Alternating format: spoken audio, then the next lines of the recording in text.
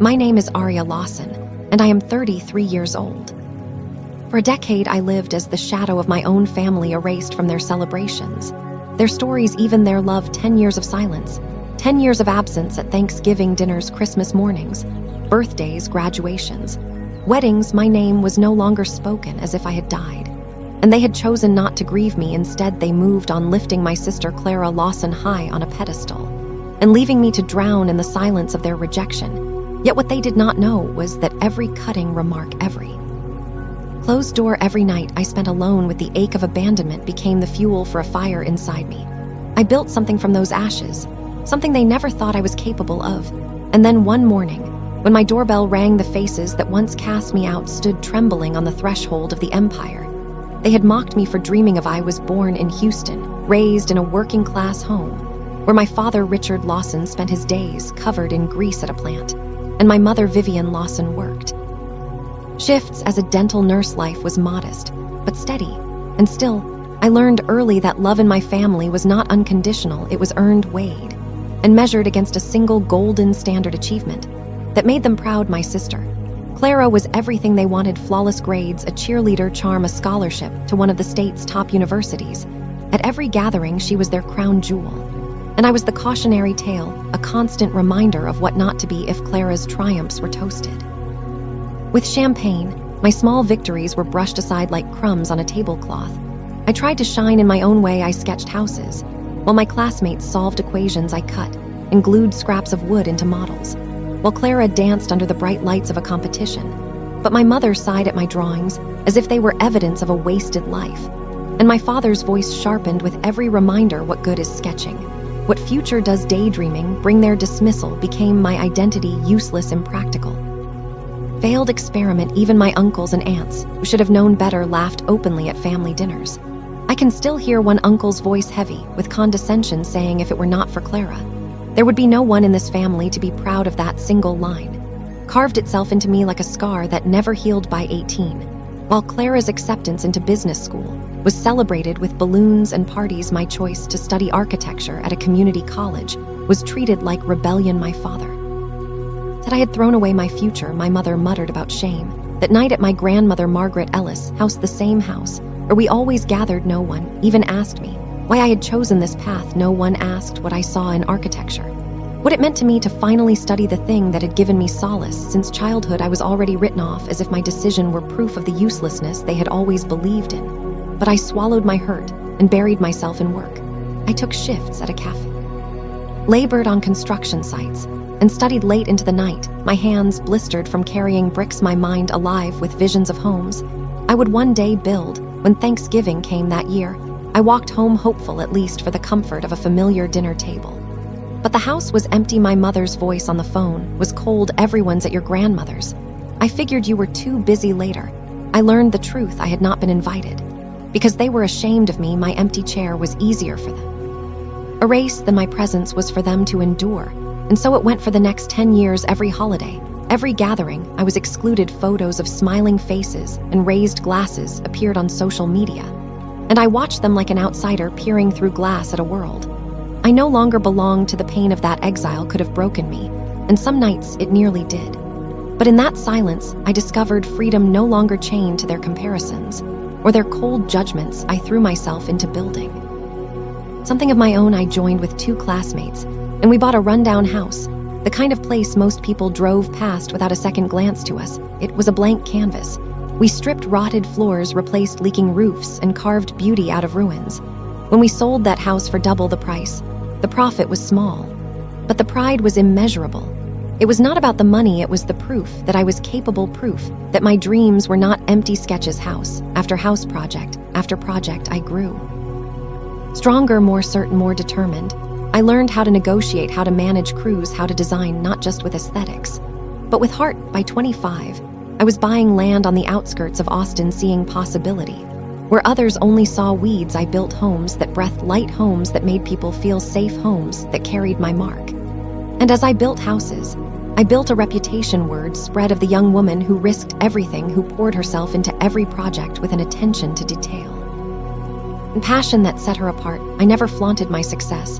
I I drove the same pickup truck, wore the same jeans, lived with the same fire that had carried me through nights of loneliness. And yet, without realizing it, I had created something they could no longer ignore. I had become someone impossible to dismiss. My face appeared in magazines. My name was spoken in Austin's real estate world. And in the silence of their absence, I discovered the loudest truth.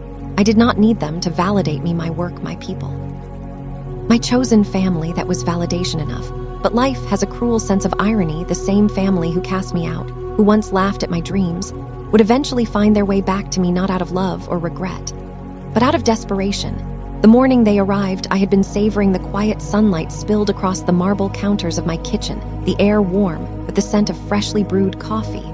It was one of those rare Sundays when the world felt still, when I allowed myself the luxury of sitting down with a magazine and letting my thoughts drift. The sharp chime of the doorbell shattered that peace. At first I frowned, annoyed. No one came unannounced. But when the security camera flickered to life, my breath caught there. They were my parents, Richard and Vivian, my sister Clara. Her flawless image cracked just enough for me to notice the strain in her eyes. Behind them, 2 aunts and an uncle, faces I had not seen in a decade, except in photographs.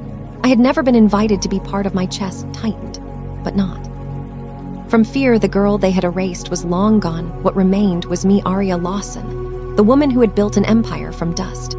I opened the door, my hand steady on the brass handle. Their eyes darted around wide, taking in the foyer, the chandelier, the walnut floors. Clara's boyfriend, Julian Ashford, I shifted uncomfortably beside her, adjusting his tie, as though it could cover the awkwardness hanging in the air. My father forced a smile, his voice ambling over words he once used with ease. My mother clutched her purse to her chest like a lifeline. Come in, I said, my tone calm, detached. They stepped inside, and the silence between us was deafening. The living room opened wide, glass walls framing the garden, and the infinity pool shimmering beyond. I saw their expressions flicker from awe to unease. For a moment, I almost felt pity. But then memory rushed back. The years of exclusion, the holidays I spent alone, the sting of my father's voice labeling me a failed experiment. That pity hardened into steel. I poured them coffee, set a tray of pastries on the table, and waited. Small talk floated awkwardly in the air, the drive down, the weather, comments on the furniture. But I could feel it, the heaviness of words unsaid, the real reason for their visit pressing at the edges. It was my mother who finally cracked. She set her cup down, eyes glistening with forced sentiment. Aria, she began, we know it has been a long time, but families should come together when times are hard. Clara, she is going through a divorce. It has been difficult. Legal fees, settlements. Her voice trailed off, replaced by a silence weighted with expectation. I stayed still, my hands folded in my lap. Clara sat rigid, her gaze fixed on the floor. The flawless sister, the one they had all celebrated, now diminished by sleepless nights and the collapse of her perfect life. My father leaned, and then his tone clipped. But deliberate, this could be an investment, Aria. You have built something solid. If you help the family now, it stabilizes everyone. It could even benefit your company long term. Think of it as contributing to the family legacy. His words dripped with the same authority he used to wield over me, but I could see it in his eyes, desperation, thinly veiled. I let the silence stretch. The irony was almost too much to bear. 10 years of being erased, only for them to stand here in my home, asking for salvation. My mother's anxious gaze, my father's brittle mask of control, Clara's silence. It was all a performance. One I had no interest in playing along with. When I finally spoke, my voice was calm, measured, but edged with steel. So after 10 years, the only connection left between us is the balance in my bank account. The room froze. No one met my eyes. My father shifted, his jaw tightening. My mother blinked rapidly, lips pressed thin. Clara's fists clenched in her lap, her shoulders taut with pride she could not swallow. I leaned back, the words tumbling out of me, not with anger, but with clarity sharp as glass. In those 10 years, did anyone call? Did anyone ask how I was doing, if I needed help? Did anyone invite me to a single Thanksgiving, Christmas, or birthday? Tell me, because I cannot seem to remember. Their silence was my answer, the shame on their faces, the way their gazes skittered away. It was confirmation of what I had known all along. I could have left it there, but the weight of years pressed forward, demanding to be spoken. When Clara got married, the whole family celebrated, photos plastered on social media, while I sat alone in a tiny apartment, not even knowing it was happening. When Mom had heart surgery, I drove 4 hours to the hospital, envelope of money in hand, flowers in my arms. And what did I hear at the reception desk? That I was not family enough to be let in. I sat in a hallway for hours, until they allowed me 5 minutes when she was unconscious. I left the money behind, and it vanished without acknowledgement, no thanks, not even a word. I paused, watching the color drain from their faces. And when Clara's son applied for college, I quietly transferred money to help with tuition. It was sent back with a message. We do not need it, did not need it, did not want it from me, from the failed experiment. My voice trembled then, not with weakness, but with the weight of all the years I had carried. That pain, the silence grew suffocating. My father coughed, staring at his cup, as though it held answers. My mother's eyes brimmed with tears. Clara remained frozen, her nails digging into her palms. The shame in the room was thick enough to choke on, but still I was not finished. I drew a slow breath, letting the fury that once would have broken me rise now as clarity. My gaze locked on my father, the man who had laughed at my dreams, who had called me a failed experiment in front of a room full of relatives. You came here today to speak of family, I said evenly. But where was that family when I needed it most? When I was working 3 jobs to pay for school? Did anyone bring me a glass of water when I was carrying bricks and bleeding through my gloves? Did anyone offer a word of encouragement when I bet everything on a loan to start a business? Did anyone believe in me? Or did you all dismiss it as a foolish whim? The words cut through the room like blades slicing into the silence. They thought could protect them. My mother lowered her eyes, shame written in the trembling of her hands. My father shifted again, struggling to hold on to dignity that was crumbling beneath the weight of truth. Clara stayed stiff, pride choking her into silence. Her lips pressed so tightly they turned white. And then unexpectedly a voice rose. It was not theirs, it came from the stranger in the room, Clara's boyfriend, Julian Ashford. I. He straightened in his chair, his tie perfectly knotted, his tone laced with arrogance. Arya, he said, I do not understand why you are being so harsh. Family is family. If you have money, it is your obligation to help. That is not a choice. It is a duty for a heartbeat. I stared at him, startled into silence. Then I almost laughed outright at the absurdity. A man who had never seen me scrub floors until my knuckles bled, who had never watched me break under the weight of exclusion, dared to lecture me about obligation. My lips curled into a bitter smile. And then the laugh came, sharp, cutting, echoing through the elegant room, until every face flushed with discomfort. When the laughter faded, I leaned forward, my voice low but clear. You want to speak about obligation? Let me show you what obligation looks like. I reached for the tablet resting on the side table, the one I kept for business reports. With a few taps, the screen lit up with numbers, my company's financial statements, year after year of multi-million-dollar revenue, steady growth, profits reinvested into projects that had reshaped parts of Austin's suburbs.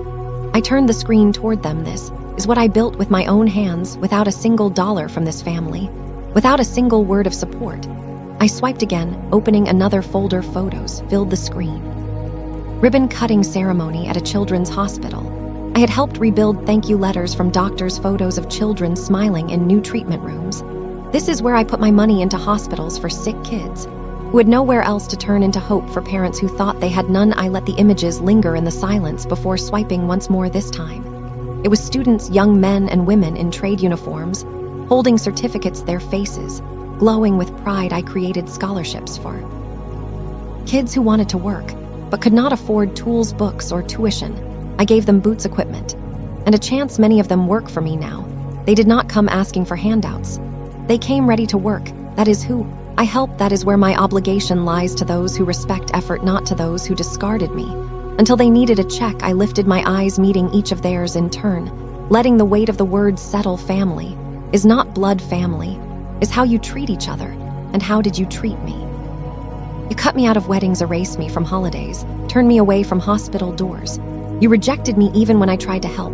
If that is what you call family, then I want no part of it. The room hung heavy with the finality of my words. My mother's eyes brimmed, her lips trembling, as though to form an apology. She could not speak. My father looked away, his shoulders sagging beneath the collapse of authority he once wore like armor. Clara's gaze dropped to the floor, shame twisting her proud features. Something fragile, and the boyfriend who had spoken so boldly now sat stiff, his jaw clenched, his eyes darting anywhere but mine. I leaned back, the calm in me startling even myself. I do not need apologies. I do not need explanations. What I needed was a family when I was young. And you made your choice, now I am making mine. The words rang through the silence, final and undeniable. For the first time in 10 years, I felt no fear in their presence, no longing for their approval, only clarity. The scales had shifted, and the power they once held over me had turned to dust. I let the silence expand until it filled every corner of the room, the tick of the wall clock The only sound breaking through their faces told me everything my mother's tears shimmered, but never fell caught between guilt and pride. She could not release my father, once a man whose word in our house was law, now sat hunched forward, his palms pressed to his knees, as though he were bracing against an invisible weight, Clara, the sister who had been. Their Jewel could barely lift her eyes, her hands twisted in her lap, her carefully painted nails digging into her skin.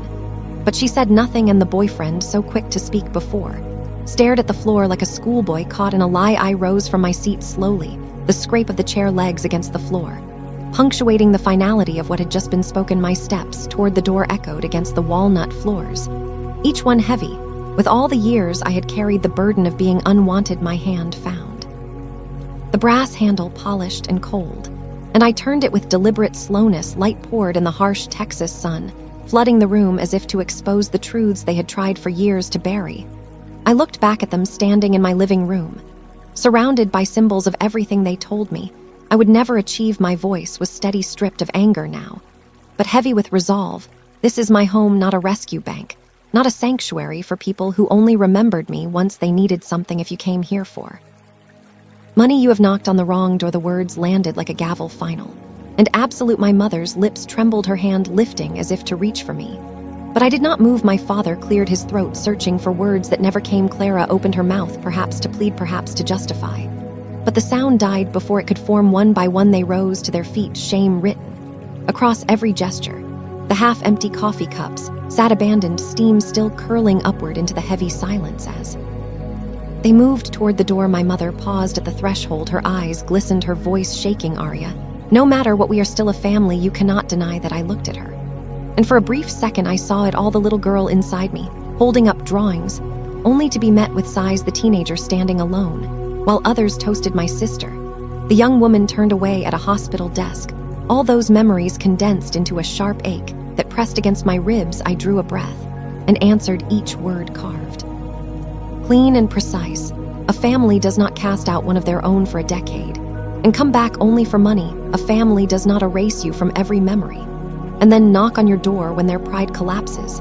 If that is your definition of family, then I am no longer part of it. Her tears finally fell, then streaking down her face. My father gave a faint nod, half in defeat, half in acknowledgement of the truth he could not erase. Clara turned quickly, her face tight with humiliation, her boyfriend tugging her arm to hurry her along. My aunts and uncle followed in silence, not daring to meet my gaze.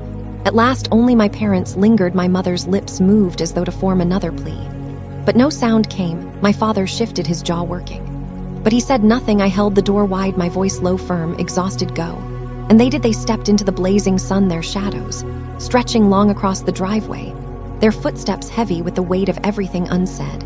I closed the door behind them, the sharp click echoing like the final punctuation at the end of a chapter that had defined too much of my life. I leaned against it for a moment, eyes closed, breathing deeply.